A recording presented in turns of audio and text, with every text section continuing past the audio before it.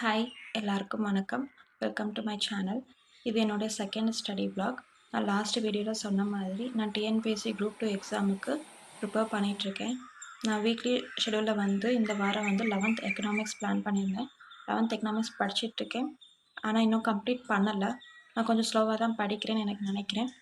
But இந்த வீக்கில் maximum complete பண்ண ட்ரை பண்ணுவேன். நான் ஒரு சாப்டர் அட்லீஸ்ட் ஒரு 3 டைம்ஸாக ரீட் பண்ணிகிட்ருக்கேன். பிகாஸ் ஃபஸ்ட் டைம் ரீட் பண்ணுறப்ப நான் நோட்ஸ் எதுவுமே எடுக்காமல் ஜஸ்ட் கிளான்ஸ் மாதிரி விட்டுட்டு செகண்ட் டைம் ரீட் பண்ணுறப்ப சைட் பை நோட்ஸுமே எடுத்துகிட்டே இருக்கேன்.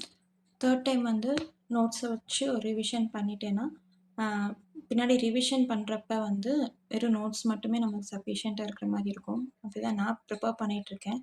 பட் இப்படி படிக்கிறதுனால என்னால் என்னோடய ஸ்டடி பிளான் படி போக முடியல. கொஞ்சம் ஸ்லோவாக தான் ஆகுது. என்னோடய ஸ்டடி ஹவர்ஸ் இன்க்ரீஸ் பண்ணால் தான் என்னால் என்னோடய ஷெடியூலை கம்ப்ளீட் பண்ண முடியும்னு நினைக்கிறேன்.